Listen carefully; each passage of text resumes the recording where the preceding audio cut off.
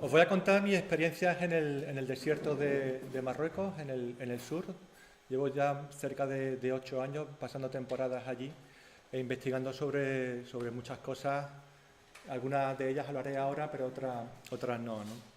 Entonces, más que nada van a ser mis experiencias que empezaron en 2010, cuando un amigo artista de Guelmim, que había estudiado en Tetuán, donde yo había conocido, me propuso ir a Guelmim y a conocer su región. Y ahí me llevó por primera vez a este oasis, el oasis de Tirmart, que aparte de la belleza del palmeral y de las construcciones en tierra, como esta pequeña alcazaba, había un amigo suyo que también está por ahí, Ahmed Dabah, de una tribu saharaui, Azwafit, que me comentaba la importancia que había tenido ese sitio a lo largo de la historia. Porque Tirmart, junto con Asrir, forman una comuna y están juntos a los restos de una ciudad que se llama Numlanta. Numlanta, actualmente hay arqueólogos españoles y marroquíes trabajando y los españoles me han dicho que por el momento pueden certificar que es una ciudad que se fundó al menos en el siglo IX, ¿no? Y que era una ciudad que estaba situada en un punto estratégico y que se convertía, digamos, en el primer punto, la primera ciudad a la que las caravanas llegaban cuando atravesaban el desierto proveniente sobre todo de Mauritania.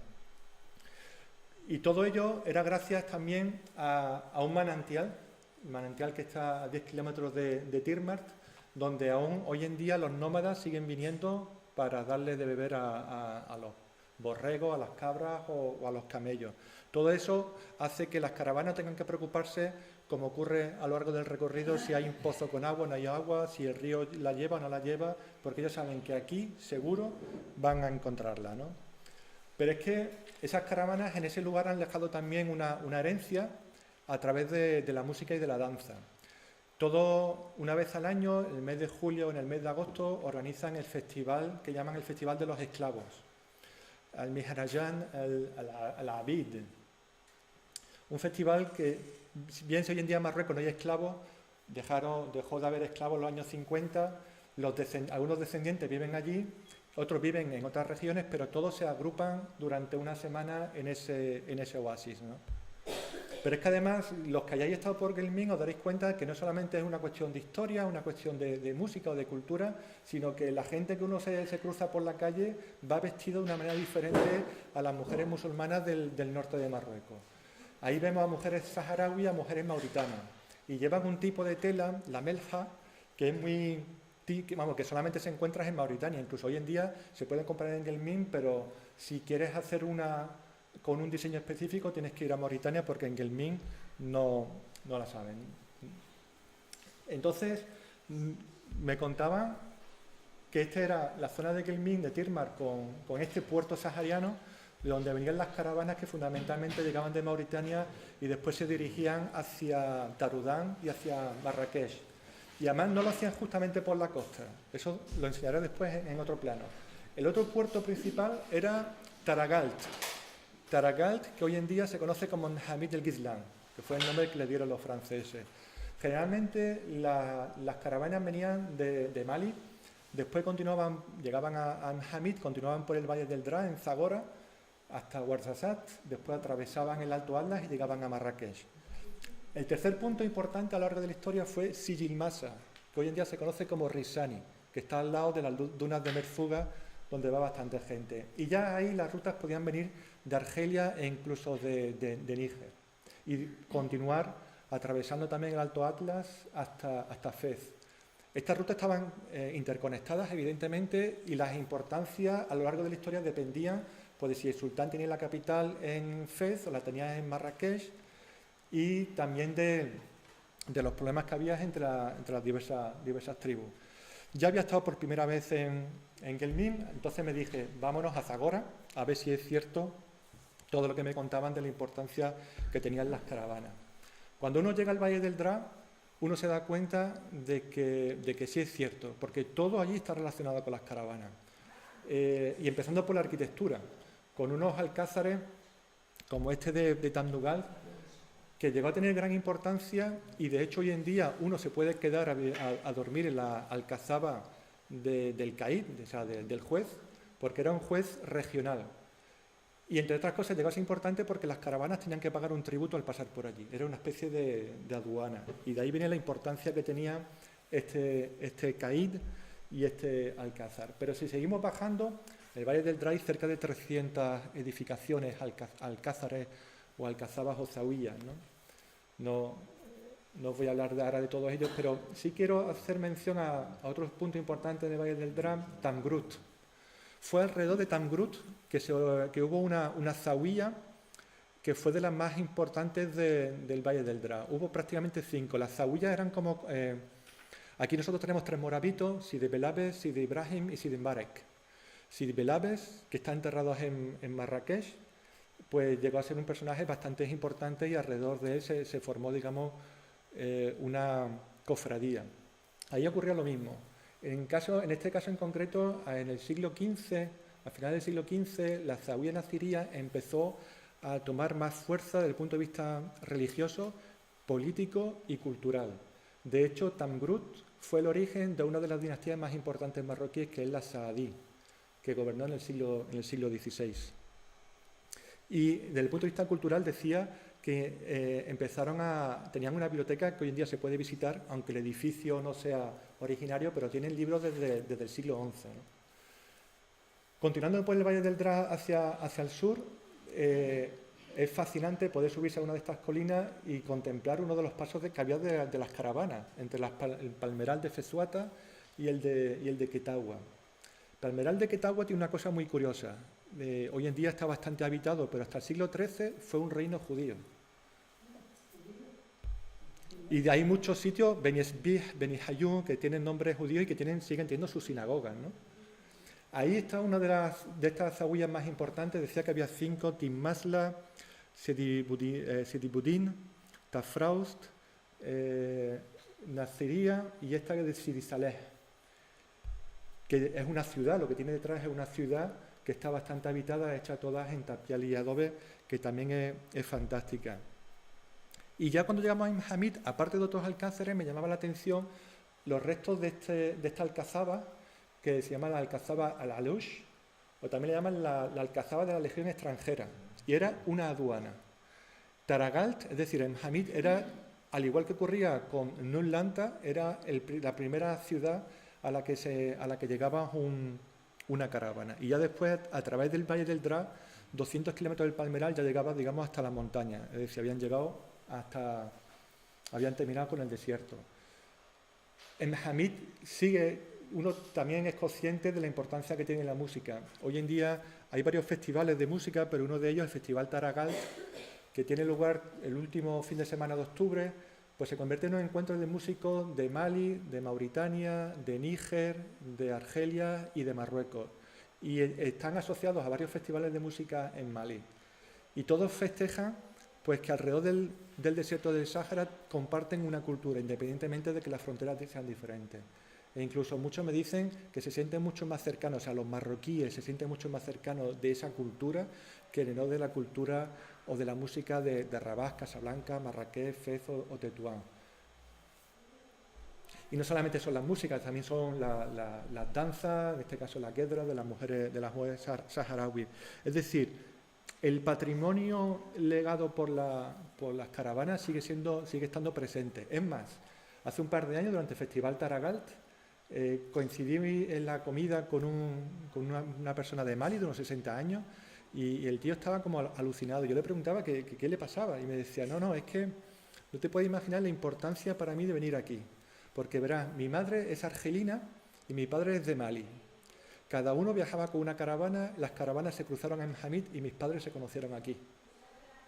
Es decir, que realmente el traspase de cultura y de relaciones personales era bastante importante. El otro punto de llegada es Sijilmasa, que realmente en la Edad Media llegó a ser la capital económica de Marruecos. Sijilmasa, que es lo que hoy en día conocemos como Risani, que además de sus palmerales, de su valle del río Cis, tiene sus alcazabas. Yo suelo pasar tiempo a 30 kilómetros en este pequeño poblado, pegado con la frontera argelina, al norte, a 5 kilómetros al norte de Merzuga.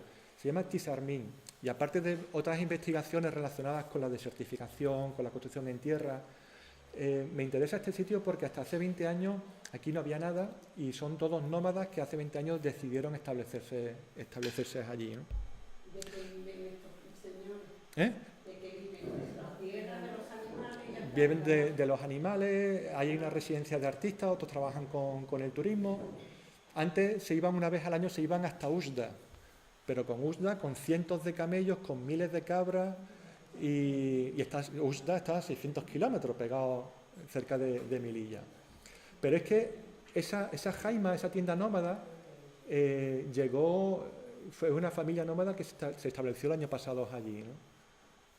Y de hecho, el tema de los nómadas fue algo que me impactó la primera vez que pude dormir con ellos, que fue en el 2013, una familia nómada que vive entre Mhamid y las dunas de Erchegaga, y fue fascinante poder hablar con ellos, que me contaran cada cuánto tiempo se movían, cómo se movían, qué es lo que comían.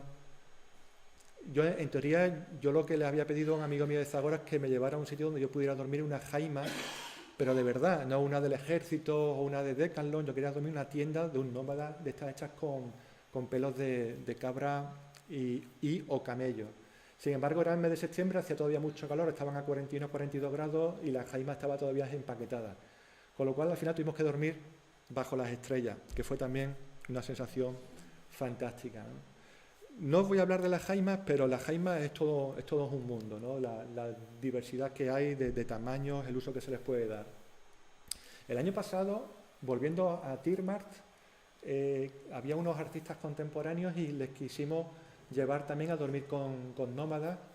Pasamos la noche con ellos. Como os veis, las tiendas son completamente diferentes, son más ligeras, y están perfectamente equipadas con sus paneles fotovoltaicos, con su parabólica, y dentro con sus baterías pues tienen su vídeo, su televisor, es decir, que es otro tipo de nomadismo que no tiene nada que ver con el de las caravanas, digamos, de antaño. También pudimos dormir con otras familias que se dedicaban al rebaño de camellos. Tienen como 200 camellos. Habíamos estado durante el día con ellos, después nos fuimos a dormir y te explicaban cómo vivían, de qué vivían. Vivían de vender la lana del camello para hacer las jaimas, pero también vivían de la leche, que ordeñaban 2 veces al día. También vivían de la carne de camellos, porque en la zona de Kelmim se come bastante camello, ¿no? Siempre recuperando absolutamente todo, reciclándolo de todo. Fue también muy importante el encontrarme con este señor, Mokhtar, de la tribu Arib, que vive en Hamid de Gizlan. Ya le he entrevistado unas 3 o 4 veces. Este señor, que debe tener cerca de los 60 años, no llega a los 60 años, cuando era joven iba con el padre a Tombuctú, a Mali, andando. Y ahí en ese vídeo en concreto me está explicando que se tardan 45 días desde Hamid hasta Tombuctú, y me explica las zonas donde hay agua, pero que el agua superficial no es buena, otras zonas donde hay unos pozos, pero que te hace falta una cuerda de 200 metros atadas al camello, que es el que va sacando el cubo, porque el pozo es muy profundo, pero que el agua es muy pura. Conoce todas las plantas del desierto, el nombre científico para qué se puede utilizar, es capaz de saber si el viento va a cambiar, si no va a cambiar. Se te pone a hablar de las estrellas que utilizan por las noches, en las noches de verano sobre todo, para poder caminar en el desierto, y conoce todas las constelaciones. Te da su versión también curiosa de las estrellas. Me decía: Carlos, la cúpula de las estrellas, eso no son estrellas, eso es una cúpula gigantesca con agujeritos, y Dios está detrás. Entonces, no importa dónde nos escondamos, pero Dios siempre va a encontrar un agujerito desde el cual nos va a poder controlar todo lo que hacemos. Con lo cual tenemos que tener mucho cuidado con nuestras acciones, ¿no? Después se conocía todo el nombre de las constelaciones. O sea, es un personaje increíble, ¿no? Claro, después de varios años de estar leyendo cosas, de entrevistarme con nómadas, a mí lo que me apetecía era hacer una caravana, pero hacerla yo andando, ¿no?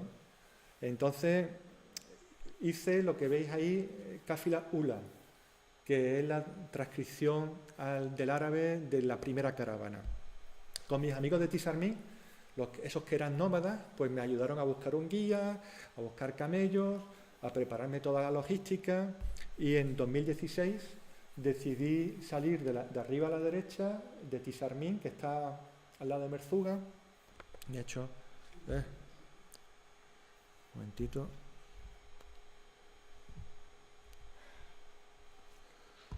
Esto son las dunas de Merzuga, entonces hicimos todo este camino. La frontera está justo aquí, esta es la línea fronteriza con Argelia. Pero si os fijáis, yo creí que íbamos a poder pasar directamente por aquí, rodear esta montaña, pero me dijeron los nómadas que no, que los militares habían ampliado la zona de protección y que había que hacer otro recorrido. Yo estaba un poco triste porque yo creí que no iba a poder hacer el recorrido que hacían las caravanas, que es el que yo creía simplemente viendo Google Maps. Pero después, hablando con arqueólogos, me dijeron, no, has hecho precisamente el camino que hacían las caravanas que se dirigían de Sijilmasa o de Risani hasta Mahamid, que después continuaban hasta Tombuctú.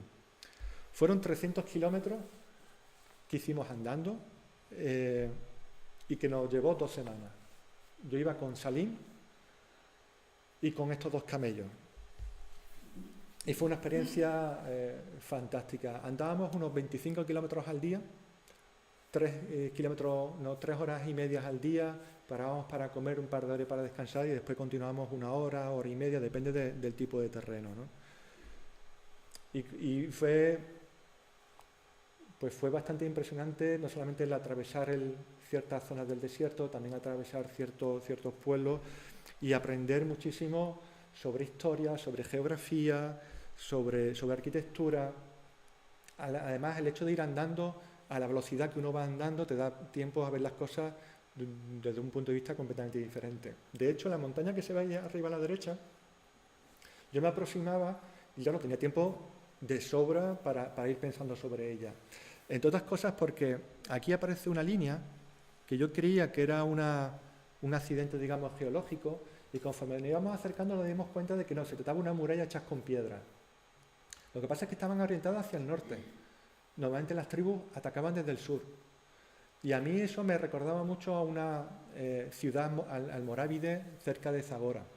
Después, una vez que terminé la caravana, me estuve informando y efectivamente era otra ciudad almorávide que tomaron y que estaba dirigida hacia el norte para protegerse de los almohades que venían del sur del Alto Atlas. La importancia del árbol, aunque sea un solo árbol. Normalmente nos encontrábamos con tamariscos y con acacias, las taljas. Y era imperativo pararse para comer a la sombra.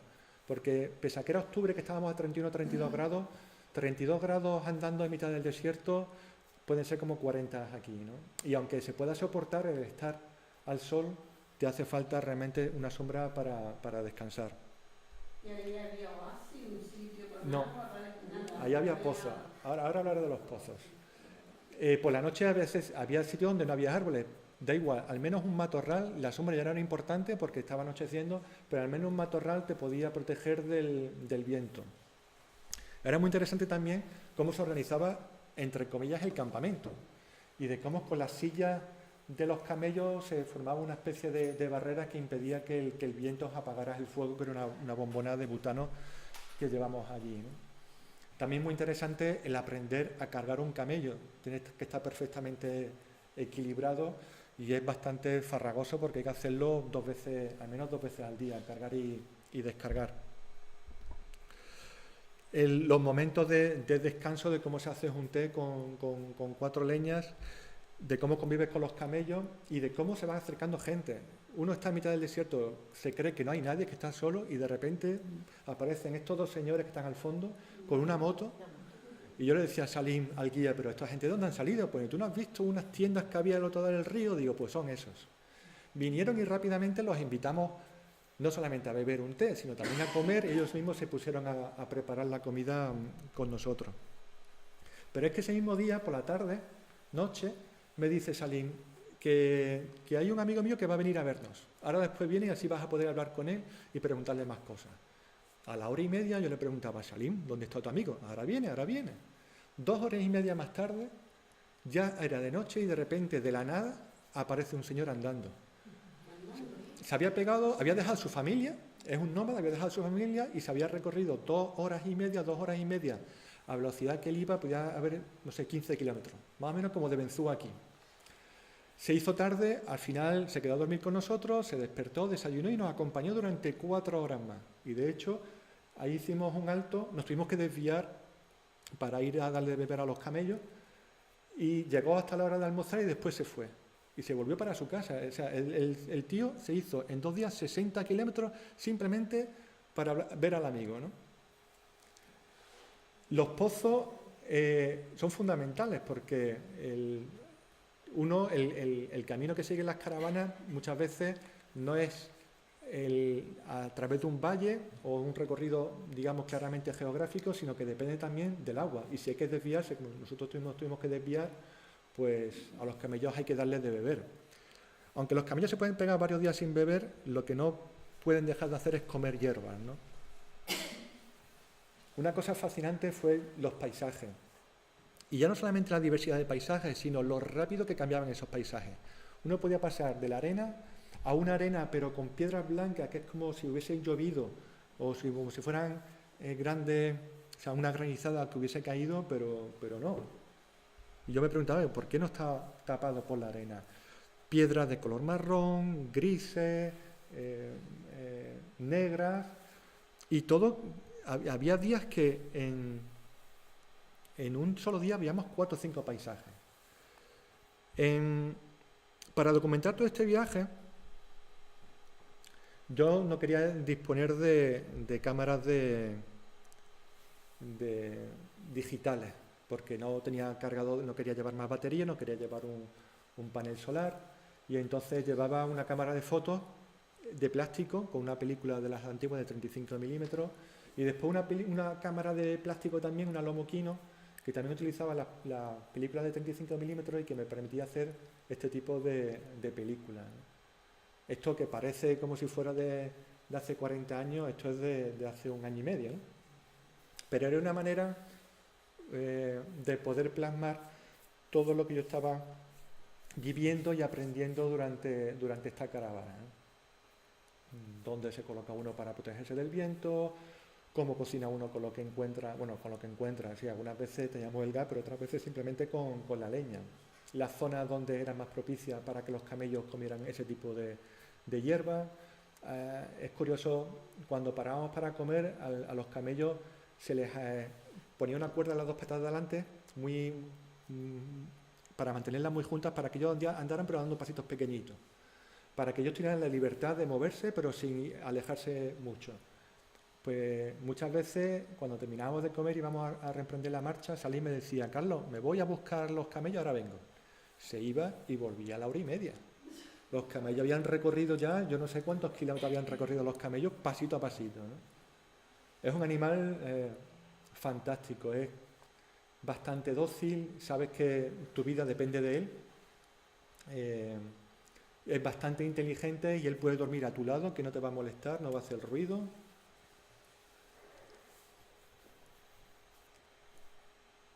Y fue, pese a que yo había visto muchos camellos, los camellos en ningún momento montamos sobre ellos, los camellos simplemente estaban para cargar todas las cosas que llevábamos, que tampoco eran muchas. En otros sitios del Sáhara sí que van montados, sobre todo cuando son travesías mucho más largas, ¿no? Por supuesto, muchas veces hay que tener cuidado porque vienen los rebaños de cabras y de ovejas y quieren intentar comer todo lo que nosotros dejamos por allí. Teníamos conversaciones con el poco árabe que hablo y él mezclando el darilla con el bereber, con el árabe. Hablábamos de las músicas, de las danzas, de multitud de cosas. Una vez que hice esta caravana y que toda esta información la puse sobre las páginas web que tengo o sobre las redes sociales, tantos amigos como gente que no conocía se empezó a ponerme en contacto porque algunos de ellos ya estaban investigando y decía que era una pena no poder compartir información. Así que decidí crear un grupo de investigación, un grupo abierto y que no está en el seno de ninguna universidad, ningún estamento. Se llama Proyecto Cáfila, o sea, el Proyecto Caravana. Y ahora mismo hay un artista sudanés, Ahmad Al-Fatni, que vive en Egipto y que él investiga mucho las caravanas que se hacían entre Sudán y Egipto, sobre todo las relacionadas con los esclavos. Oli Bonzanigo, otra artista italiana que ha estado trabajando sobre el comercio que tenían los saadíes con Irlanda, por ejemplo. Embark Bouchichi, que es un artista originario de Aka, del sur de Marruecos. Eleonora Castañones, ella es socióloga y me contactó porque ella estaba haciendo un trabajo para la Unión Europea sobre la ruta que utilizaban los inmigrantes para llegar a Europa. Y entonces ella estaba muy interesada en poder contrastar si la ruta de los inmigrantes tenía alguna relación con la ruta de las caravanas. Y sí que la tenía. Hoy en día, toda esa información ahora la estamos trabajando, pero el 90% de los inmigrantes vienen por la ruta desde Níger hasta Argelia, por Tamanrasset, Gardaya, Argel, Tlemcen, Oujda, y después ya de Oujda a Ceuta o a Tánger, ¿no? Pau Kata, que es un historiador del arte, y Heidi Vogel, que es una artista holandesa que lleva muchos años trabajando sobre la Medina de Fez y con las implicaciones que tenía el hecho de que las caravanas llegaran o salieran de Fez. Uno de los arqueólogos que más información tiene sobre, al menos sobre el sur de Marruecos, es Jacques Meunier, que durante los años 30, 40, 50 estuvo trabajando sobre todo lo que era el protectorado francés. Y él se dedicó a establecer una serie de planos con las rutas de caravana. Si os fijáis, aquí está Ceuta. Ceuta, Fez, Sijilmasa, aquí estaría Zagora, Tamdul, Nomlanta, de la que os he hablado antes. Y las rutas llegaban hacia Sudán, hacia el oeste, pero fundamentalmente él las que señalaba, en concreto entre los siglos IX y XII, conectaban Mauritania y Mali con el norte, con Ceuta, con Tánger y después con Europa, porque toda esa mercancía, algunas eran entre esos países, pero la mayoría después iba hacia Europa. Más adelante, en el siglo XVI, fijaros, en el siglo XVI, normalmente esta era la ruta que salía de Tirmart o Lumlanta, Ijil, después os hablaré de ese nombre, de Ijil, y que venía hasta Mauritania y después ya llegaba a Tombuctú. Esta era la ruta habitual, porque esta otra, que era más directa, no tenía apenas agua y era muy peligrosa. Fueron los sadíes en el siglo XVI cuando decidieron conquistar Tombuctú, que hicieron una serie de obras hidráulicas, porque si no, el único sitio donde se podía encontrar agua era en Tagaza, que era una ciudad con minas de sal. Entonces hicieron una obra hidráulica muy importante para llegar a Tombuctú.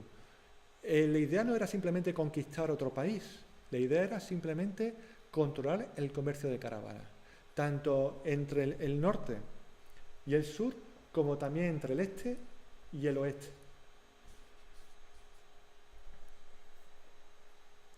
Planos más detallados. La caravana que yo hice, Sijilmasa, yo hice precisamente todo este recorrido, hasta Zagora, Benizbi, Taragalt, y ya me paré ahí. O sea que realmente yo utilizaba estos planos como indicaciones. Lo que ocurre es que estos planos, sobre todo, están indicados los puntos, pero el recorrido que se hacía ya era menos exacto. Eso nos dio pie a empezar a investigar cada vez más sobre la cartografía y sobre las descripciones que los distintos exploradores o viajeros habían hecho no solamente de África, pero en concreto de Sáhara. Lo que ocurre es que en la Edad Media, claro, estamos hablando de territorio musulmán y prácticamente los únicos, bueno, había varias crónicas, algunos de ellos son del norte, estamos hablando, y hicieron sus crónicas sobre Ceuta, estamos hablando de Al-Bakri, estamos hablando de Ibn Khaldun, estamos hablando de Ibn Battuta, estamos hablando también de León el Africano, fue el único, digamos, cristiano que en la época, en la Edad Media, pues se consiguió adentrar en esta zona. Pero realmente fue en el siglo XVIII, en el siglo XIX, cuando las ansias colonizadoras de Europa empezaron a desatar una carrera frenética hacia el conocimiento primero de un territorio y hacia el control de ese territorio. Esas son, por ejemplo, las grandes rutas comerciales del Sáhara de 1889. Ahí, y para que os hagáis una idea, en el siglo XIX los únicos que podían permanecer en territorio marroquí eran hebreos o musulmanes. Ya era tan complicado atravesar el Sáhara que hubo incluso una recompensa de la Sociedad Geográfica Francesa para ver quién era el primer europeo que era capaz de atravesar el norte de Marruecos, llegar a Tombuctú y volver con vida. con vida, porque en los años 20 un escocés, Alexander Gordon, lo hizo, pero murió en Tombuctú. Sin embargo, un francés, René Caillet, sí que consiguió llegar en el 26 y volvió a Francia. Hubo 5 exploradores fundamentales en el siglo XIX. Uno de ellos es Oskar Lenz, un alemán, que hizo el recorrido con un malagueño, con Cristóbal Benítez. Y en este plano, que aunque aquí no se ve muy bien, él plasmó los recorridos que hicieron los distintos exploradores antes que ellos, ¿no? Esta información a nosotros nos ha sido de mucha utilidad, como también la que Ahmad Al-Fatni nos ha proporcionado, porque él iba a la Universidad de Jartum en Sudán y él conseguía documentos que hoy en día es casi imposible conseguir, al menos de momento por internet, que son las rutas que había entre Egipto y Sudán, que son ambas que veis ahí, ¿no? ¿Y esas ya formaban parte de los caravánsaras y de las rutas de la seda? La ruta de la seda era hacia Chile, no, pero eso no tiene nada que ver. Eso es otra región. Uno de los exploradores para mí más interesantes fue un francés, Charles de Foucault, que tuvo una vida bastante curiosa. Era militar, lo destinaron a Argelia, cuando Argelia era provincia francesa. Sin embargo, dejó el ejército y le escribió a la Sociedad Geográfica Francesa diciendo que a finales del siglo XIX era inconcebible que junto a una provincia francesa hubiese un país como Marruecos tan desconocido como lo era por aquel entonces. Entonces le pidió que le sufragaran unas expediciones en las que al final consiguió recorrerse todo Marruecos. Pero tuvo que aprender el árabe y tuvo que aprender el hebreo. Y él se buscó un guía, un marroquí hebreo, que llegó a ser rabino, y que fue también un personaje del sur de Marruecos, de Aka, y que llegó ahí a Tombuctú. También gracias a las caravanas, para que os hagáis una idea, moverse con una caravana para hoy en día para nosotros es como moverse por una autopista. O sea, Mardoché estuvo en Siria, estuvo en Jerusalén, estuvo en Argelia, volvió a Marruecos, o sea, después iba también a París, y este es un plano que él hacía de sus itinerarios a Tombuctú, donde hubo también una colonia de judíos bastante importante. A él lo dejaron entrar en Tombuctú, en la que teoría solamente podían entrar musulmanes, porque había demostrado un dominio del Corán. Claro, es que él era marroquí, él había vivido entre dos culturas, con lo cual para él, tanto la cultura hebrea como la musulmana, pues eran sus culturas. Y en ese plano incluso va relatando cuántos días se tarda de llegar de un sitio a otro. Por eso cuando Mokhtar me dice, no, yo tardaba 45 días, pues que me parecía un poco extraño, pues no. Después, a lo largo de los siglos, la gente ha ido anotando la duración de los viajes y era cierto.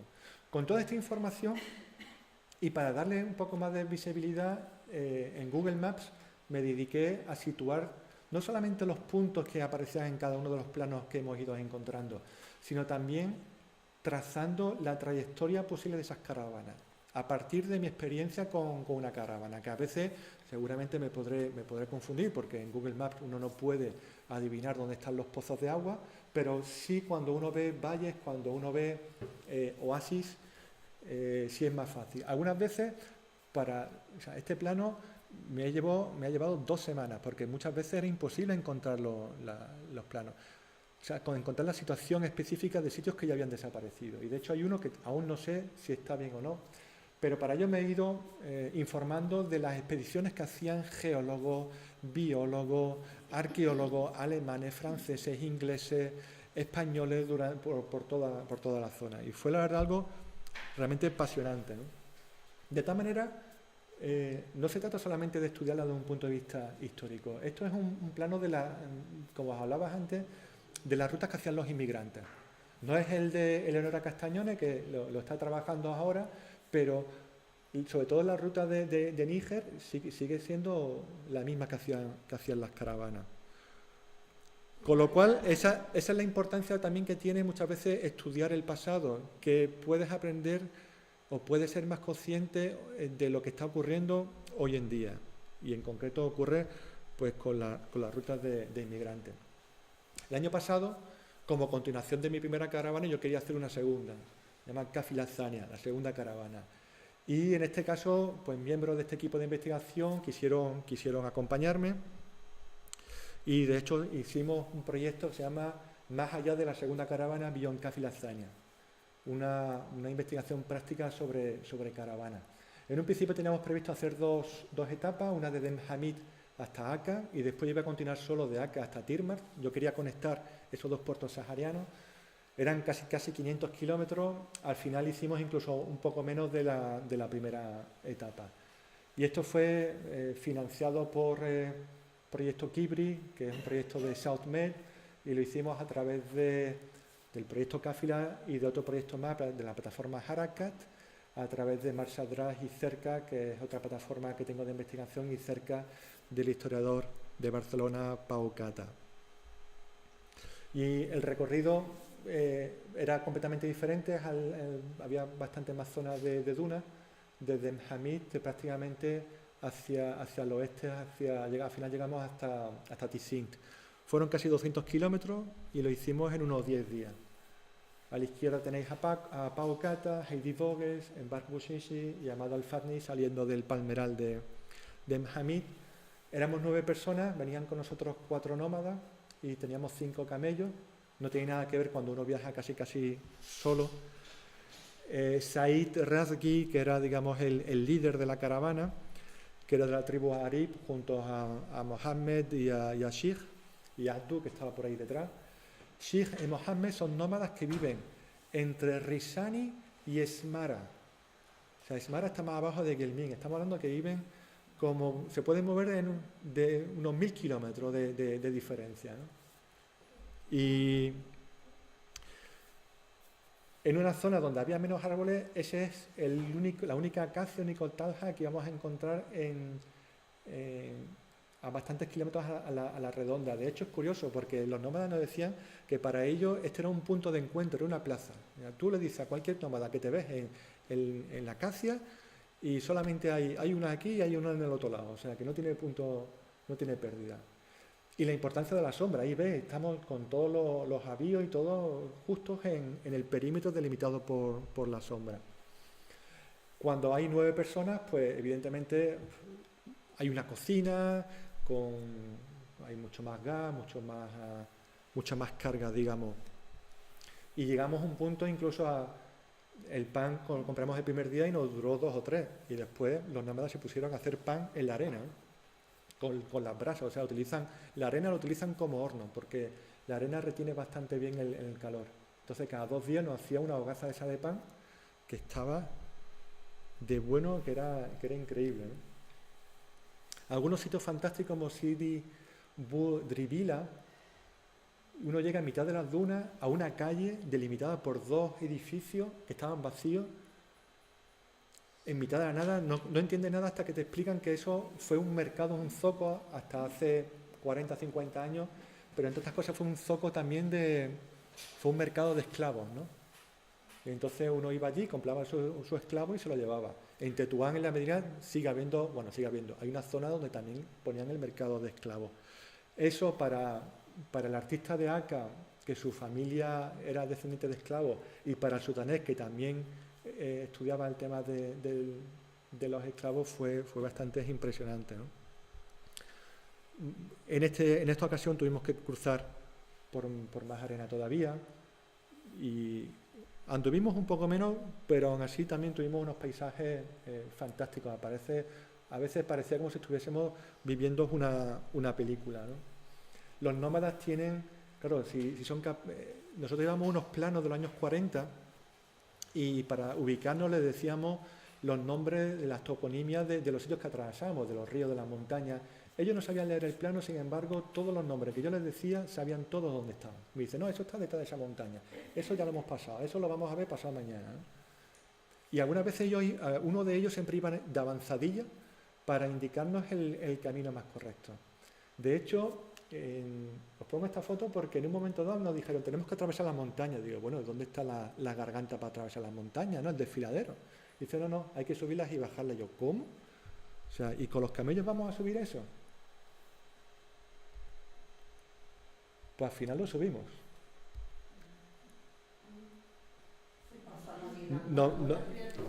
Sí, normalmente ese tipo de trayectos había unos nómadas que nos decía que cuando iban con su familia se dirigían en veranos al sur, a Asmara, no lo hacían con camellos, sino lo que hacían con mulas, ¿no?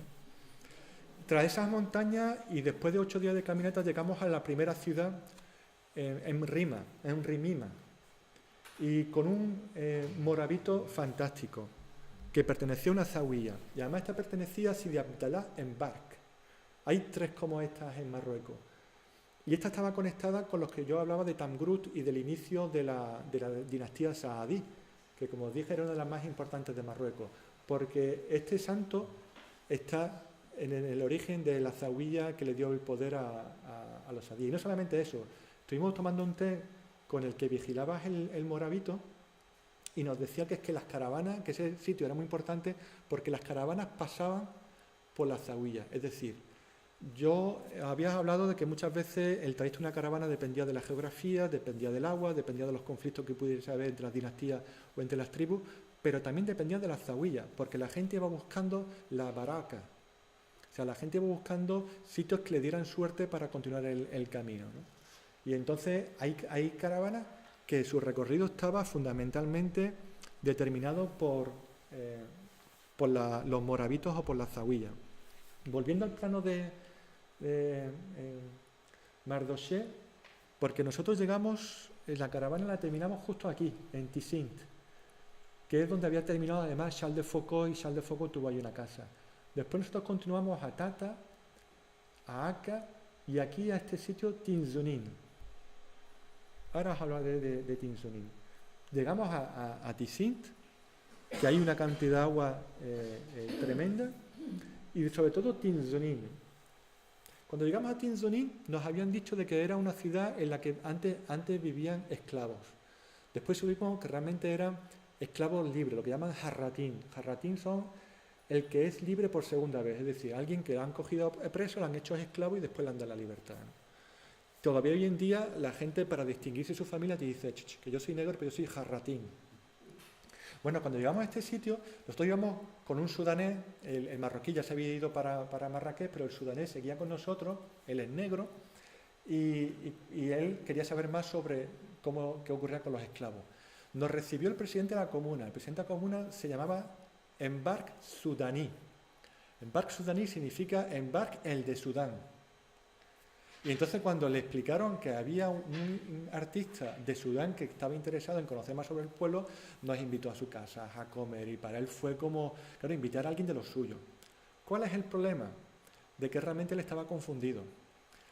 Sudán, el Sudán de hoy en día, cuando antiguamente hablaban de Sudán, sobre todo hablaban del Sudán francés. En Marruecos decían al-Bilad as-Sudán, que significa el país de los negros. Con lo cual, él viene del país de los negros, que hoy en día es en Mali, pero no viene de Sudán al sur de Egipto. Pero bueno, era muy interesante ver este poblado que todavía seguía parcialmente habitados y con todos descendientes de esclavos, ¿no? Y actualmente, de hecho, el mes pasado fui por primera vez a lo que era el territorio del Sáhara español. Y pude estar en un sitio, os había hablado antes de un sitio que era muy importante porque había unas minas de sal y era un recorrido que hacían las caravanas, se llama Ijil. Bien, en este plano, aquí veis Ijil, las salinas de Ijil. Y esto es un plano antiguo de la época del Sáhara español, que aquí vemos toda esta zona, hasta la Yun, toda esta zona de aquí. Pues bien, ¿por qué tiene esto esta forma? La frontera, ¿por qué tiene esta forma? Porque resulta que, bueno, los españoles llegaron a Villacinero en 1884, al igual que todos los europeos desde la Edad Media, cuando te hablan de África, lo que te hablan realmente es de la costa africana. Hacían algunas expediciones al interior, pero se acabó, ¿no? Antes de ayer terminé de leerme un libro del coronel Francisco Benz, que estuvo de 22 años de gobernador militar del Río del Oro, o sea, de toda esta zona de Villacinero, aunque también estuvo a cargo de Tarfaya. Y él llegó en 1904, hasta 1907 no se adentró en el interior, porque tenían miedo a las tribus. Al final consiguió recorrerse todo. Y él hablaba de por qué en 1902, en 1904, España había firmado unos convenios con Francia en las que se repartían ya lo que era el protectorado español, francés y lo que era el Sáhara.